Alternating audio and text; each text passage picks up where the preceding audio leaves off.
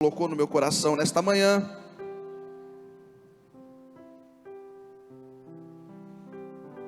É uma palavra que nos desafia. E diz a palavra de Deus, Romanos capítulo 8, versículo 19. A ardente expectativa da criação aguarda a revelação dos filhos de Deus. Pai, nós te louvamos e te agradecemos nesta manhã, porque a tua palavra ela foi aberta, ela foi lida, e como sempre, Senhor, que ela venha gerar vida aos nossos corações. Senhor, nós nos rendemos ao teu querer e à tua vontade. Fala conosco por intermédio da tua palavra, com poder, ó Deus, com autoridade que só a tua palavra tem, porque ela tem poder para curar, para sarar, para libertar, para vivificar. Que saiamos desta manhã não na maneira como nós entramos, ó Deus, mas completamente diferentes, tomados pela direção, pelo poder, pela presença do Espírito Santo do Senhor. Ministra no mais profundo do nosso ser, ó Deus, de modo que sejamos renovados pelo poder da tua palavra, Senhor. Nós te damos liberdade nessa manhã. Nos diminua para que o Senhor cresça, e ao Senhor seja a honra, seja a glória e todo o louvor, em nome de Jesus. Amém e amém. Amém? A ministração, o texto que o Senhor colocou no meu coração, ele tem como ponto de partida Romanos capítulo 8, versículo 19, no qual nós lemos aqui, que diz: a ardente expectativa da criação aguarda a revelação dos filhos de Deus. E o tema da mensagem, nós não vamos ficar em Romanos, nós vamos ficar em Mateus, mas só para você entender aquilo que eu quero falar nesta manhã, aquilo que o Espírito Santo quer falar aos nossos corações. Esse texto que já foi utilizado por mim em devocionais, utilizados num vídeo que eu tenho explicando sobre esse filhos, que a palavra que Paulo está dizendo à igreja de Roma, tem lá no YouTube, e o Senhor colocou novamente esse texto no meu coração, me direcionou algumas coisas, e eu quero compartilhar com você nesta manhã.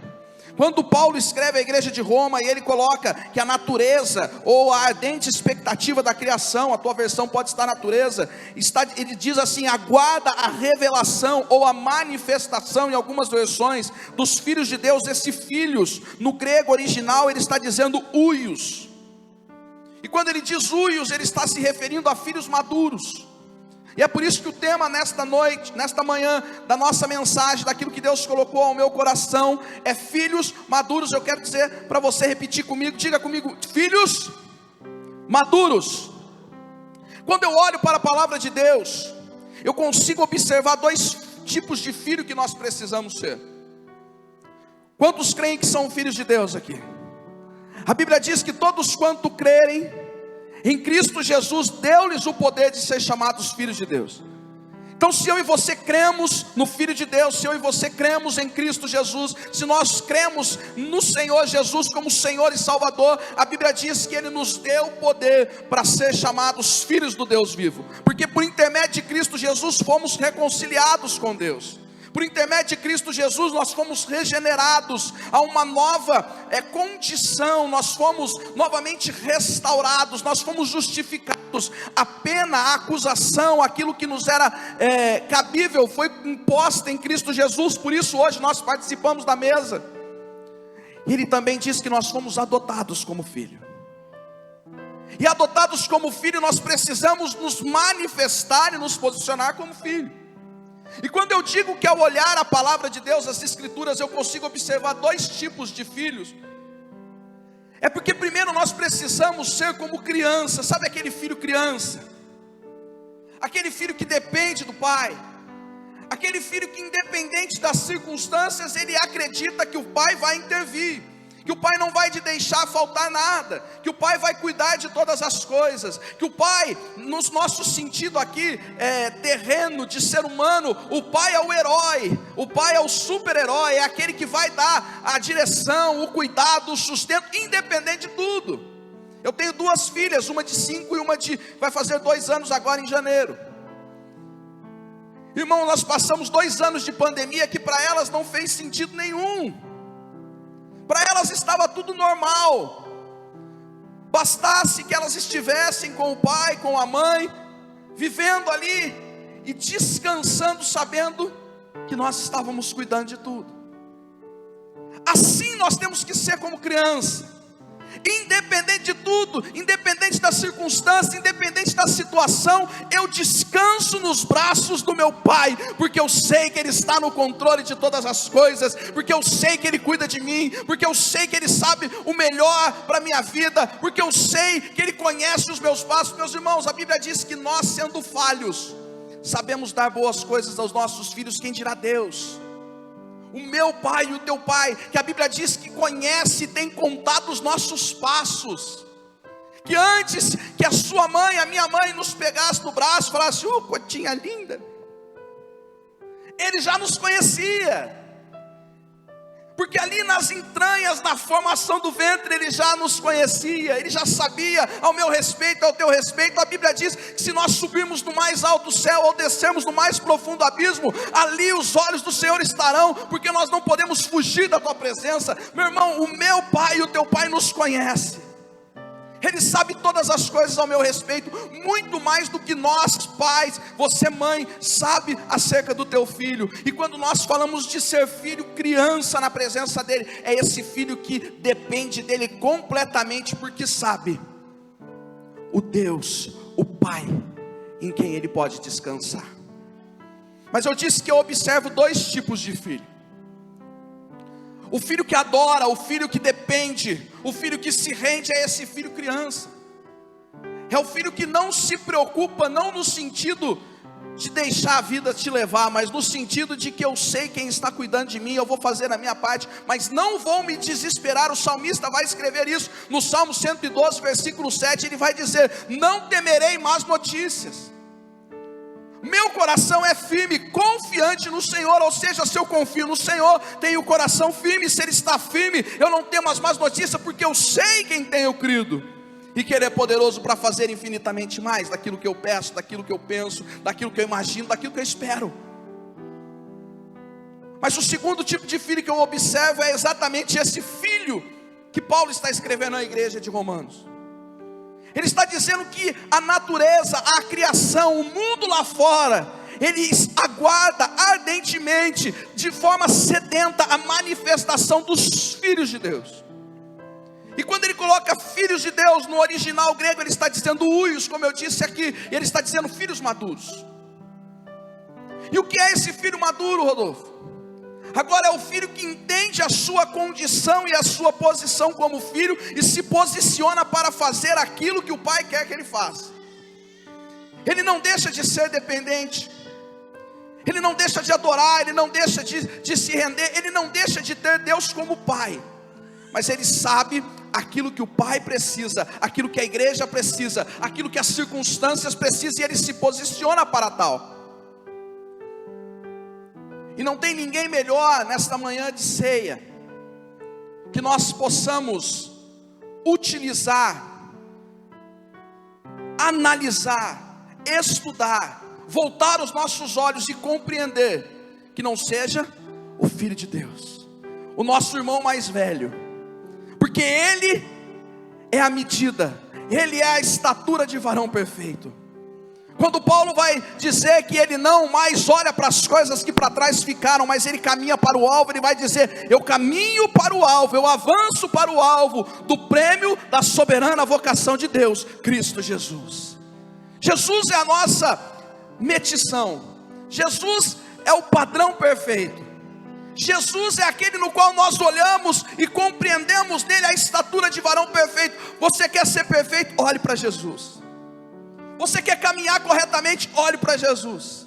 Você quer fazer as coisas de modo correto? Olhe para Jesus. Tem até um livro que se tornou filme, que diz, em seus passos, em meus passos, o que Jesus faria, algo desse tipo, se não me falha a memória.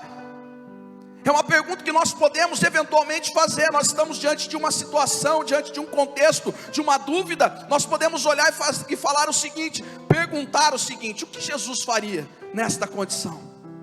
Jesus mentiria? Jesus enrolaria? Jesus passaria a perna? Ou Jesus seria sincero? Jesus seria correto? Jesus faria aquilo que deve ser feito nesse sentido? É uma pergunta simples, mas que quando perguntada para nós mesmos, elas geram um certo peso, porque nós temos a nossa inclinação as tendências pecaminosas, mas nós temos o Espírito Santo de Deus que manifesta em nós com poder e glória, para que nós vivamos os pensamentos e a vontade de Deus nessa terra, vivamos em santidade para a glória e louvor do nome dEle, e desfrutemos da plenitude de tudo aquilo que Ele tem para nós, já aqui, para que nós contemplemos por completo no céu.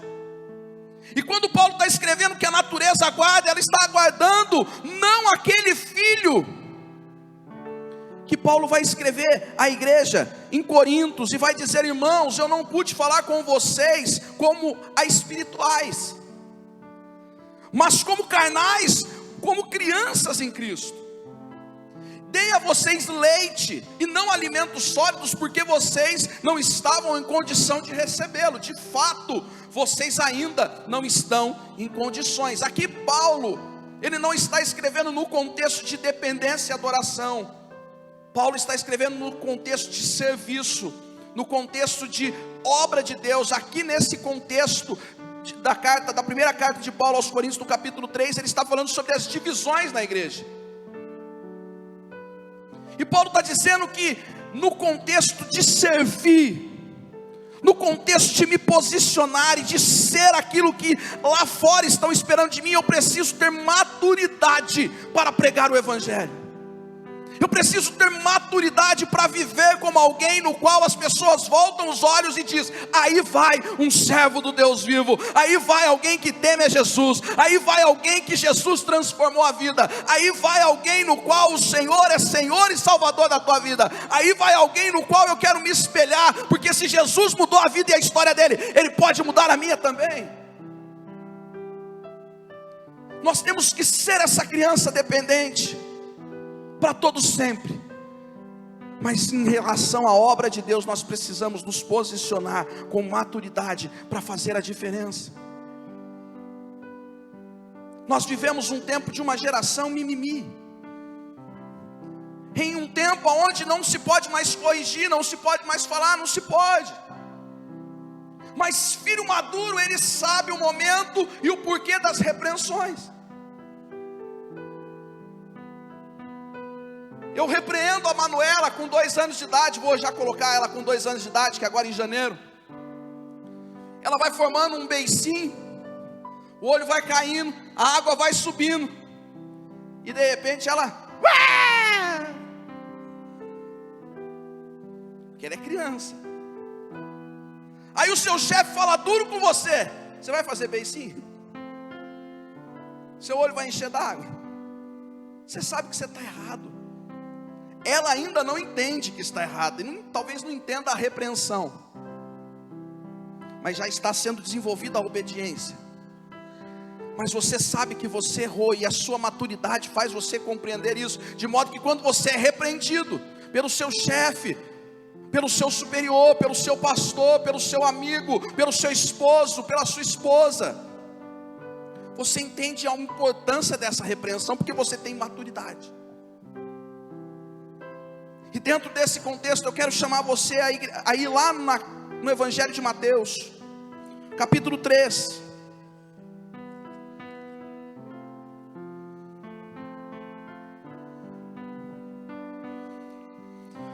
E aqui dentro desse contexto do Evangelho de Mateus, eu quero apontar Jesus, como eu já disse aqui, que é a estatura de varão perfeito. O nosso irmão mais velho, aquele que pode. Quem tem irmão aqui sabe o que eu estou dizendo. Você que tem irmão, talvez você já passou, se você é o mais velho ou se você é o mais novo, independente, você já passou por isso. Eu lembro que a minha mãe falava para o meu irmão assim: nossa, queria tanto que você fosse igual ao seu irmão nesse sentido. E eu via que meu irmão ficava bravo, porque a gente compara, né? E eu lembro que ele falava assim: ah, então o Rodolfo é melhor que eu, você ama o Rodolfo mais que a mim, né? E quem tem irmão sabe disso, que às vezes os pais fazem esse comparativo, usam de exemplo, e muitas vezes nós ficamos bravos com isso. Mas aqui eu quero usar Jesus como nosso exemplo, e nós com certeza não ficaremos bravos, porque é uma comparação que nos proporciona a possibilidade de sermos perfeitos. que Jesus ele está aperfeiçoando isso em nós. Quando Paulo escreve à igreja de Roma, no capítulo 12, versículo 2, ele fala que Deus transforma a nossa mente, metanoia, transformação completa, conversão por inteiro, colocando em nós a mente de Cristo, de modo que nós experimentemos a boa, agradável e perfeita vontade de Deus. Isso só é possível se Cristo for o nosso padrão, se Cristo for o nosso modo de pensar. Não mais eu vivo, mas Cristo vive em mim. Sabe por quê, meu irmão? Porque só existem coisas, experiências, situações que nós vamos experimentar depois de amadurecidos. Por mais que eu ame as minhas filhas, eu não posso colocar na mão delas um carro, porque ainda não é o momento exato para que ela dirija. Mas quando ela amadurecer, desenvolver, ela não vai deixar de ser dependente, ela não vai deixar de me amar, mas ela vai começar a experimentar e desfrutar de condições e situações que ela só poderia na estatura de adulta, de amadurecida. E é isso que Deus quer fazer comigo e com você. Talvez você ainda não está sendo usado, talvez você ainda não está vivendo, talvez você ainda não está desfrutando daquilo que você tem colocado em oração, porque você precisa amadurecer um pouquinho mais, porque você precisa desenvolver um pouquinho mais, porque você precisa se render um pouquinho mais. E é isso que nós vamos aprender através da vida de Jesus. E a primeira coisa que eu aprendo, para que nós sejamos de fato esses filhos que dependem de Deus sempre, como criança aos pés deles, mas amadurecidos para a tua obra, para desenvolver aquilo que Ele nos chamou, está no capítulo 3, versículo 13. A Bíblia diz que por este tempo Jesus foi a Galileia, para o rio Jordão, a fim de que João o batizasse. João, porém, quis convencê-lo a mudar de ideia, dizendo: eu é que preciso ser batizado por você, e é você que vem a mim? Mas Jesus, versículo 15, responde: deixe por enquanto, porque assim nos convém cumprir toda a justiça. Então ele concordou, João concorda com Jesus. Versículo 16, depois de batizado, Jesus saiu da água, e eis que os céus se abriram, e ele viu o Espírito de Deus descendo como pomba, vindo sobre ele, e eis que uma voz dos céus dizia: este é meu Filho amado, em quem eu me agrado. Primeira coisa que eu aprendo: permita-se ser ensinado pelo Espírito Santo de Deus. Rodolfo, como que eu amadureço na fé? Como que eu desenvolvo esse filho maduro que eu preciso ser para posicionar-me lá fora, para ser aquilo que a natureza, a criação aguarda ardentemente, para ser resposta de oração para alguém, para ser instrumento na vida de alguém? Rodolfo, o que eu faço para ser bênção na vida de alguém, para me posicionar lá fora como aquele que Deus quer usar com poder e glória? Permita-se ser ensinado, instruído, direcionado pelo Espírito Santo de Deus. Semana passada eu dava aula de Teologia Sistemática 1 para o pessoal aqui do nosso polo, e eu falava da Trindade. Em um momento um aluno me disse assim: Rodolfo, mas me explica, e eu não vou entrar no mérito aqui, lógico, aí fica até a curiosidade, se você quiser se aprofundar, se inscreva no seminário. Mas ele colocou essa questão: Deus no céu falando, o Espírito descendo, Jesus. E aí logicamente, teologicamente, eu coloquei a explanação e a explicação sobre isso. Mas em um momento eu disse para ele assim: de fato Jesus não precisaria ser batizado, mas Jesus batiza para cumprir as Escrituras, e mais do que isso, para nos ensinar acerca da importância do batismo. Sabe por quê, meu irmão? Porque Jesus não é aquele tipo de irmão, ou não é aquele tipo de líder que fala para nós: faça o que eu falo, mas não faça o que eu faço. Pelo contrário, tudo que Ele mandou eu e você fazermos, Ele fez primeiro. Tudo que Ele pede para que eu e você façamos, Ele fez primeiro. Quando Ele fala sobre o vale da sombra da morte, é porque Ele já passou pela própria morte. Quando Ele fala sobre os desertos da vida, é porque Ele já esteve nos desertos da vida. Quando Ele fala: no mundo tereis aflições, mas tende bom ânimo, porque eu venci o mundo, é porque no mundo Ele teve aflições, mas Ele venceu para que nós vençamos com Ele. E quando Jesus é batizado, o Espírito Santo vem sobre Ele na figura corpórea de uma pomba. Ele está mostrando a importância da descida do Espírito Santo na minha vida e na tua vida. Ele está dizendo: não há possibilidade nenhuma de você cumprir o seu ministério e aquilo que Deus te confiou, se o Espírito Santo não for com você. É por isso que em Atos capítulo 1, versículo 8, ele vai dizer: quando vocês forem revestidos de todo o poder, haverá autoridade na vida de vocês, e aí então vocês serão minhas testemunhas em Jerusalém, na Judéia, Samaria, até os confins da terra. Porque sem o Espírito Santo de Deus, não há possibilidade de que eu e você cumpramos a vontade de Deus lá fora. Porque é Ele quem nos instrui, é Ele que nos capacita, é Ele que transforma a minha vida e a tua vida. É Ele quem enraiza em nós a vontade de Deus, é Ele quem transforma a nossa mente, é Ele quem gera em nós a fé, o fogo, o poder, a autoridade para pregar e para ser a diferença que a natureza tanto anseia. Quando eu falo natureza, eu estou falando de criação.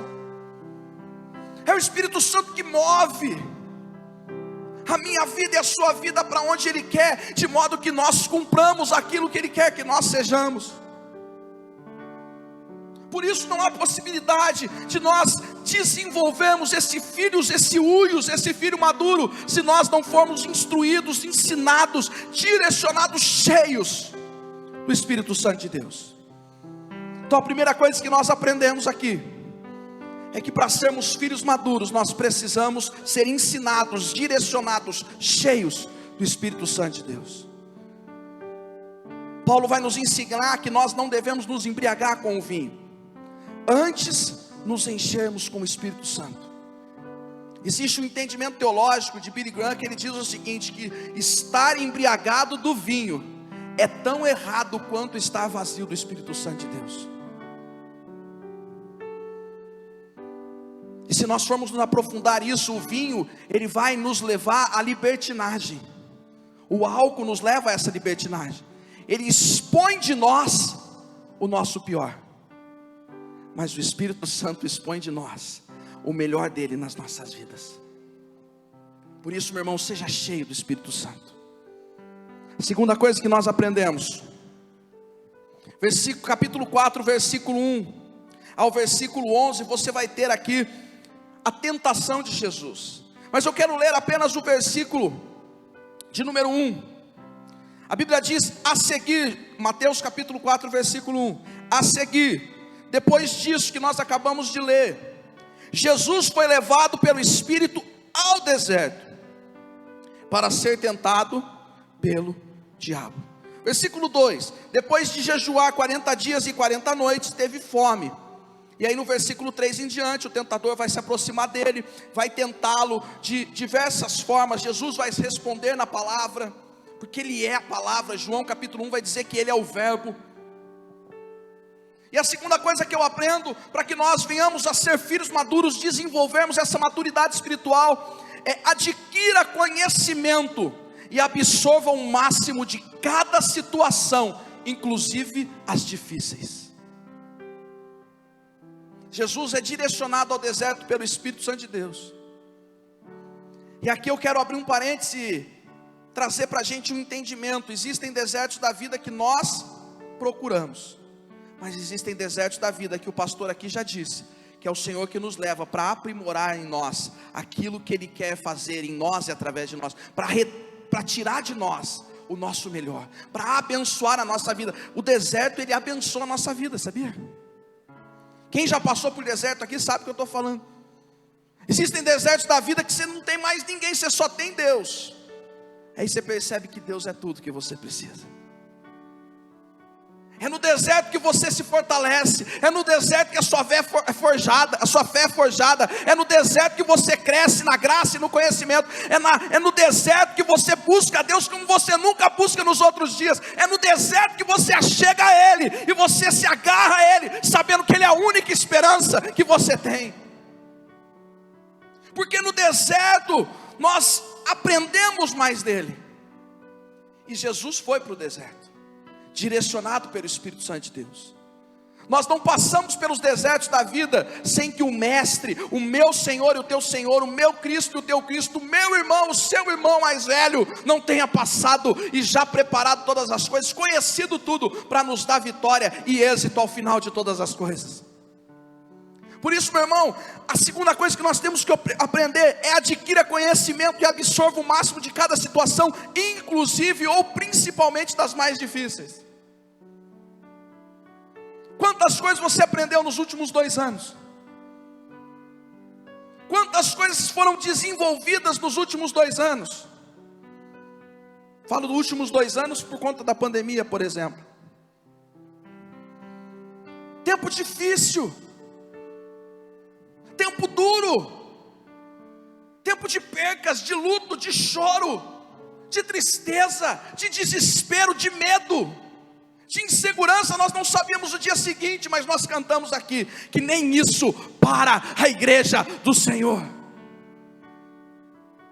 O Coliseu não parou, os leões não pararam, as perseguições não pararam. Quanto mais se calava a igreja, mais a igreja crescia. Quanto mais matavam os cristãos, mais os cristãos cresciam. Meu irmão, não é o vírus, não é essa luta, não é os seus problemas, não é as suas adversidades que vai parar aquilo que Deus está fazendo na tua vida e vai fazer através dela. Sabe por quê? Porque a igreja não é isso, a igreja não é isso, a igreja não é isso. Põe a mão no teu coração e fala: a igreja sou eu. E ninguém pode parar a igreja do Senhor.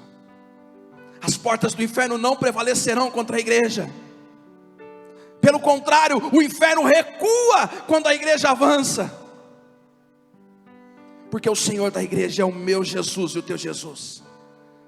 Por isso eu não sei qual adversidade e tempo difícil você está passando, mas se agarre a Jesus e absorva o máximo possível de conhecimento, de entendimento desta situação que você está vivendo. Sabe por quê? Porque talvez isso que você está passando vai ser testemunho para outros. Talvez isso que você está passando vai ser instrução de ensinamento e conhecimento para outros. Quando Deus restaurar teu casamento, seu casamento vai ser motivo de testemunho para outros casamentos. Quando Deus restaurar a tua saúde, como nós falamos do pastor David aqui, hoje o pastor David é testemunho nesta área, porque ele diz: eu vi a morte de pertinho, mas Jesus me pegou pela mão e me trouxe a vida. Quando teu filho for curado, restaurado, teu filho, a tua casa será motivo de testemunho para a glória de Deus. Por isso, pegue nessa situação, se agarre a Jesus e absorva dentro desse deserto o máximo da presença dEle, para que você se desenvolva naquilo que Ele está te chamando para fazer.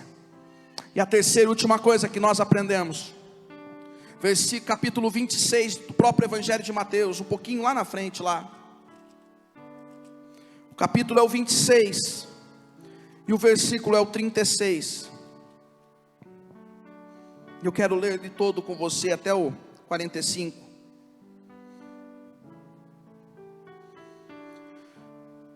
Mateus capítulo 26, versículo 36, diz a palavra: em seguida, Jesus foi com eles a um lugar chamado Getsêmani, e disse aos seus discípulos: sentem-se aqui enquanto eu vou ali orar. E levando consigo Pedro e os 2 filhos de Zebedeu, começou a sentir-se tomado de tristeza e angústia. Então lhes disse: a minha alma está profundamente triste até a morte. Fiquem aqui e vigiem comigo. E adiantando-se um pouco, prostrou-se o seu rosto e orando disse: meu Pai, se é possível, que passe de mim este cálice, contudo não seja feita a minha vontade, porém a tua. Terceira e última coisa que nós aprendemos,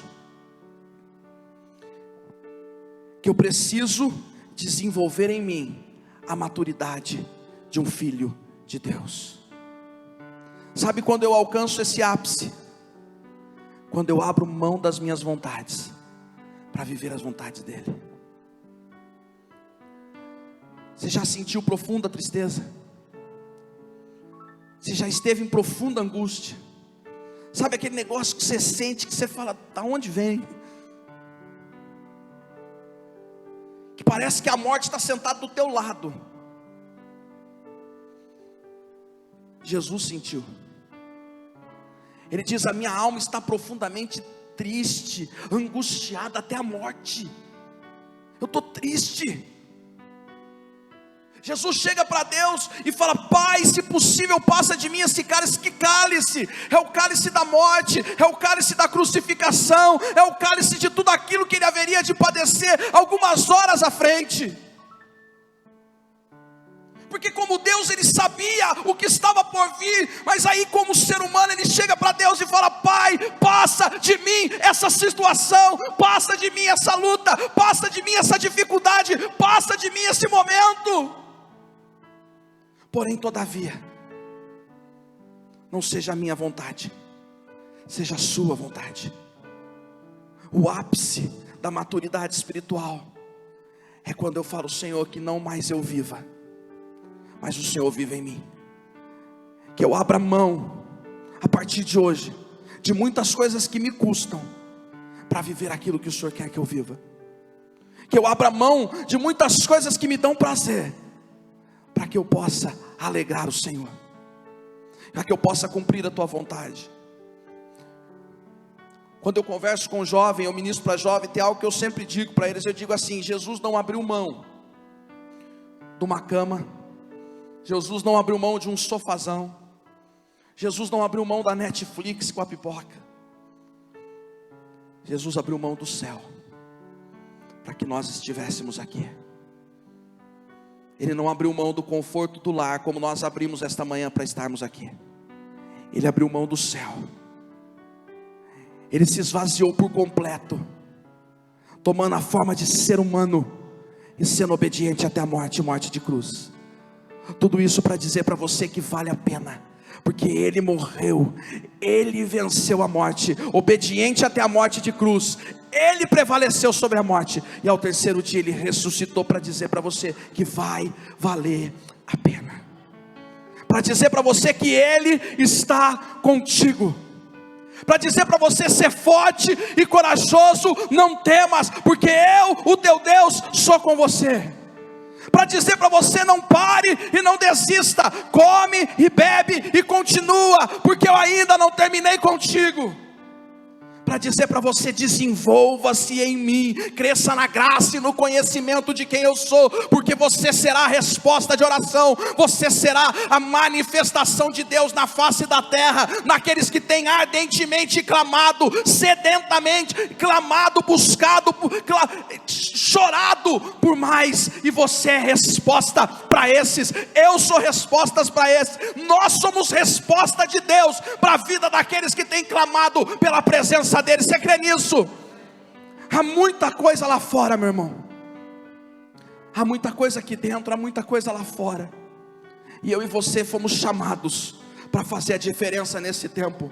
Eu e você somos chamados para manifestar a igreja nesse tempo. Eu e você fomos chamados para falar de Jesus nesse tempo, aonde quer que nós estejamos. Eu e você somos a manifestação da igreja nesse tempo, para a glória de Deus. Por isso que eu e você sejamos sempre dependentes, como criança que descansa nos braços do Pai, mas como filho maduro nós possamos nos voltar a Ele e dizer: Pai, usa minha vida, cheia do Teu Espírito Santo.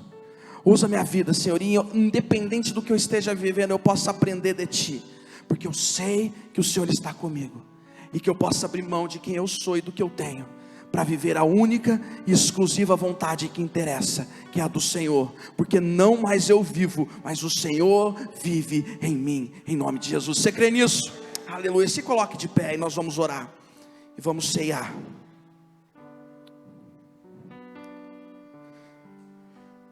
Jó, ele vai nos contar um grande segredo, e ele vai dizer assim: antes os meus olhos, antes eu te conhecia apenas de ver, porque os meus olhos agora te conhecem, e agora eu caminho junto contigo. O segredo não é só conhecê-lo de ouvir falar, o segredo é conhecê-lo de andar junto.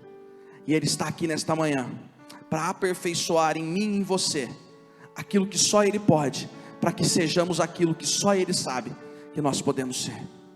Por mais conhecimento, por mais ministrações que você ouça, por mais experiência, como o pastor aqui mesmo compartilhou, 29 anos só de casado, depois da noite nós vamos orar, porque o Senhor ora por todo mundo, e aí nós vamos orar pelo Senhor, né? A divina vem à noite hoje, então nós vamos orar. 29 anos, mas eu vou fazer 10, mas tem muito mais.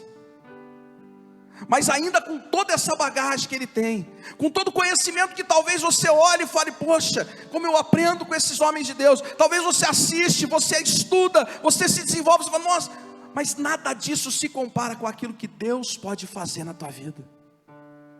Os pensamentos dele são maiores e melhores. Ele pode te levar a lugares que você nunca imaginou, porque nem ouvidos ouviram, nem olhos viram, nem caiu a terra do seu coração aquilo que Deus tem preparado para você. Por isso se renda a Ele e fala, Senhor, eis-me aqui, envia-me a mim. Como diz Marcos Salles, ele diz que a oração mais perigosa que tem é a oração de Isaías capítulo 6, eis-me aqui, envia-me a mim. Que eu e você possamos nos render nesta manhã, em nome de Jesus. Pai, nós te louvamos e te agradecemos por tudo aquilo que o Senhor ministrou aos nossos corações. Obrigado, Senhor Jesus, por esta manhã. Obrigado por esta palavra, e que ela venha germinar na terra do nosso coração, crescer e dar frutos, ó Deus. E a tua palavra diz que no Senhor nós damos frutos que permanecem, e que no Senhor, ó Deus, se estivermos no Senhor, ó Pai, Senhor, esses frutos, eles vão dar outros frutos, e outros frutos, para a glória e louvor do teu nome. Senhor Jesus, um povo, Senhor, nações, há lugares, há bairros, Senhor Jesus, a tua palavra diz, a criação ardentemente clamando e esperando a manifestação da igreja, dos filhos do Senhor, e nós estamos aqui nesta manhã, como Isaías disse, eis-nos aqui, envia-nos a Deus. Senhor Jesus, nós estamos aqui nesta manhã, disponíveis ao teu querer, como filhos, ó Deus, do Senhor, que dependemos do Senhor, que ansiamos a tua volta, que dependemos de ti como criança, te adoramos, ó Deus, e nos rendemos de modo que sabemos que o Senhor tem o controle de todas as coisas, mas queremos, ó Deus, maduros espiritualmente, desenvolvermos o chamado, o propósito, a vontade do Senhor para nós, na face da terra. Nos usa com poder e autoridade, Senhor, cheios do teu Espírito Santo, obtendo, Senhor, conhecimento, absorvendo conhecimento de todas as situações que porventura estejamos passando, sendo elas adversas ou não, e que nós possamos, ó Deus, contemplar o ápice da maturidade, falando, Senhor, eis-me aqui, eu abro mão da minha vontade, para que todavia seja feita a tua, porque a tua é melhor do que a minha, porque a tua é a que prevalece, porque a tua tem um propósito, a tua tem um destino. Senhor Jesus, nós nos rendemos nesta manhã, e declaramos que a nossa vida é do Senhor, e nós queremos viver os teus pensamentos, a tua vontade em nós, e através de nós, para a glória e louvor do teu nome. Nós oramos e agradecemos, e você que crê comigo, diga amém, aleluia, louvado seja o Senhor.